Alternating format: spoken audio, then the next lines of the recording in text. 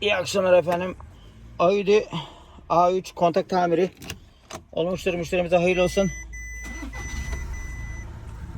Elhamdülillah. Çok şükür. Pehlivan anahtar gece mesaisinde efendim. Anlatmaya gerek yok. Çok şükür. Olmuştur. Pehlivan anahtar 0532 44 33 768 Denizli'den her yere hizmet efendim. A3 Audi. Hayırlı akşamlar efendim.